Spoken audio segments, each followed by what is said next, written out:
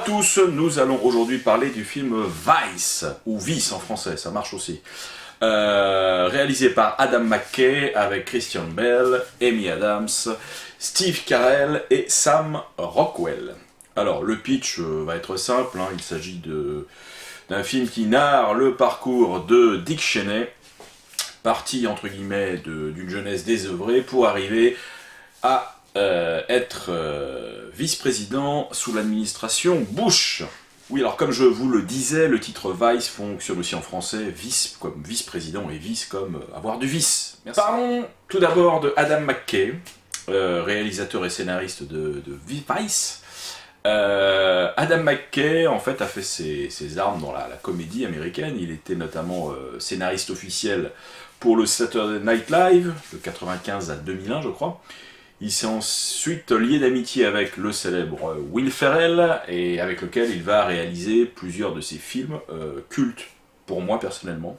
Parce que j'adore leur travail en commun, alors ça donnera lieu à des petits chefs-d'œuvre comme Ricky Bobby, roi du circuit, La légende de Ron Burgundy, chef-d'œuvre également, Very Bad Cops, avec le duo Will Ferrell-Mark Wahlberg. Et en 2015, Adam McKay, donc devenu roi de la comédie non-sensique, prend un grand virage et réalise et scénarise également The Big Short. Alors The Big Short, un film qui était plus cynique que drôle, et qui traitait de la crise des subprimes avec une vraie volonté pédagogique. Le tout traversé par des séquences drôles, surréalistes et explicatives, et censé rendre le tout plus digeste pour le spectateur, et j'avoue que ça a parfaitement fonctionné avec moi. Alors Adam McKay reprend le même style et les mêmes armes pour Vice, qui donc raconte un pan de la vie de Dick Cheney, donc devenu vice-président sous l'administration Bush. Mais il annonce la couleur dès le début du film, plus exactement avant le générique, puisque apparaissent en lettres sur fond noir les mots suivants. Dick Cheney est un des personnages politiques les plus mystérieux du XXe et XXIe siècle. Nous avons essayé de percer ce mystère en vain, mais putain on a bossé. Alors, cette déclaration a priori d'humilité résume le film. On va vous faire revivre des événements dont vous avez sûrement entendu parler, on va mettre en lumière ceux que vous aviez peut-être un peu oubliés, et on va surligner ceux dont vous n'étiez absolument pas au courant. Alors oui, Vice sera probablement considéré comme un grand film historique dans 20 ans, mais quid de son existence actuelle en tant que biopic d'un homme politique encore bien vivant? Eh bien, Vice est un film très plaisant à regarder, parce que comme je vous le disais en préambule, Adam McKay utilise les mêmes techniques que dans The Big Short, donc beaucoup d'humour, parfois effectivement étrange, parfois audacieux, mais toujours avec cette volonté pédagogique pour surligner des faits, mieux les expliquer, essayer un petit peu de faire passer de l'émotion au niveau des personnages. Et comme dans The Big Short, effectivement, cette technique permet au film d'être plaisant, ludique, fluide, et souvent instructif du reste.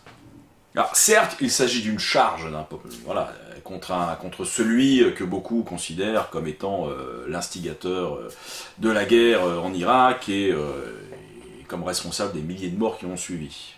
Mais son portrait est au final plus nuancé qu'il n'y paraît. L'interprétation de Christian Bale en fait quelqu'un d'un peu moins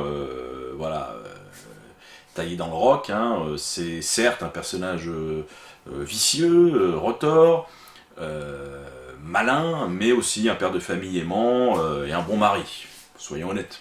Alors je dirais que le vrai bémol du film est en fait sa marge de manœuvre. C'est-à-dire que visiblement comme dans tout film américain, parlant d'une personne encore vivante, le droit prévaut. Donc forcément le film ne s'appuie que sur du fact-checking officiel et non juridiquement attaquable. Donc on est effectivement abreuvé d'infos, mais finalement les motivations profondes du personnage ne sont pas réellement traitées. On comprend ses stratégies, on voit son obsession à attaquer l'Irak, mais au final, cette soif de pouvoir, cette envie de guerre, finalement, elle n'est pas très explicitée au niveau des motivations du personnage. Et ce qu'on voit, les pans de sa vie qu'on voit dans le film ne sont pas forcément très révélateurs de de ce que le personnage va devenir plus tard. Voilà, par rapport à la chronologie de la vie du personnage, il semble manquer pas mal de pièces au puzzle. Voilà, il y a les pans de sa vie, en gros de 0 à 25 ans, on ne sait pas ce que le personnage a fait, on ne connaît pas les circonstances de sa rencontre avec sa femme, mais le film est honnête et ne cherche pas à nous vendre ce qu'il n'est pas.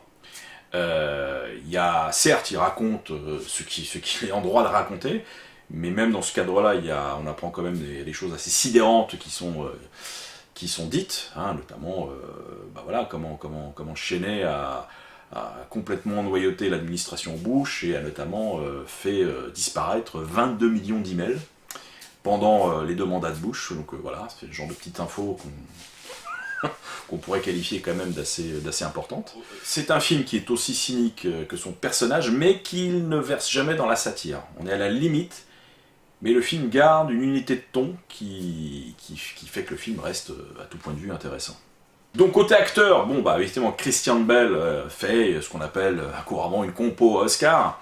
Il est grimé, aussi bien grimé que, ça m'a rappelé un petit peu d'ailleurs la même performance que Gary Oldman dans le film consacré à Churchill, Darkest Tower. Là il est, franchement oui, c'est genre le perf qui nous fait oublier le maquillage et voilà, c'est vraiment une performance tout en humilité de la part de Christian Bale, et voilà, très franchement, au bout d'un moment, on oublie le comédien derrière le maquillage. Donc il est parfait, tout en nuance, tout en subtilité.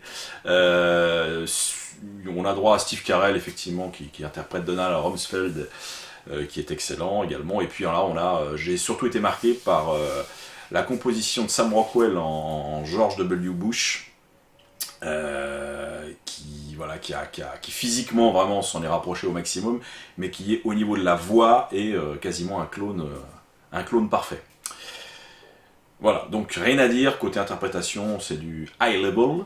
Dernière petite chose, puisque visiblement, bon, Adam McKay semble être parti pour aujourd'hui donner dans le film politique, ou en tout cas le film à charge, ce qui peut être très intéressant, surtout s'il parle de l'Amérique actuelle. Mais il y a un truc quand même qui m'a passablement agacé, si c'est pour pas dire plus, c'est... Alors, c'est pas un spoiler, parce que c'est une séquence qui ne sert à rien dans le film, mais à la fin du film, effectivement, après le générique, on voit un groupe de gens. Ils étaient là en tant que panel pour une enquête réalisée par une responsable marketing. Bref, on les revoit à la fin, et 2 d'entre eux, un conservateur et un démocrate, s'écharpent au sujet du film. Voilà, le premier disant à l'autre que le film est totalement manipulé, etc., par la bien-pensance. Donc les 2 finissent par se foutre sur la gueule, et en arrière-plan on a 2 jeunes filles un peu écervelées, dont l'une dit à l'autre « Ah là là, j'ai vu la bande-annonce de Fast and Furious 9, ça a l'air super, faudrait qu'on y aille ». Alors, Adam McKay, sur ce coup-là, m'a gonflé, parce que le côté un peu, maintenant je fais du cinéma pointu, donc les gars, me suivre, qui peut me suivre, ça m'a gonflé, quoi. Ce côté un peu, je fais des films maintenant, c'est fini, je ne fais plus des films pour la plèbe.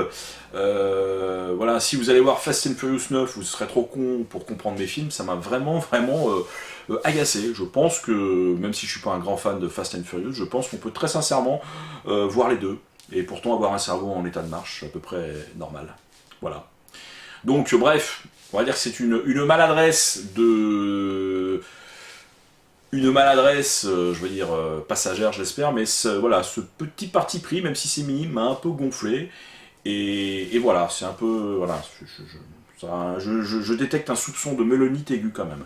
Il va falloir qu'il se calme, le garçon, même si j'irai volontiers voir son prochain film, et celui-là, en l'état, est très très consommable, très intéressant, très agréable à suivre, pour peu que vous vous intéressiez un minimum à la politique américaine, ou à l'actualité en général.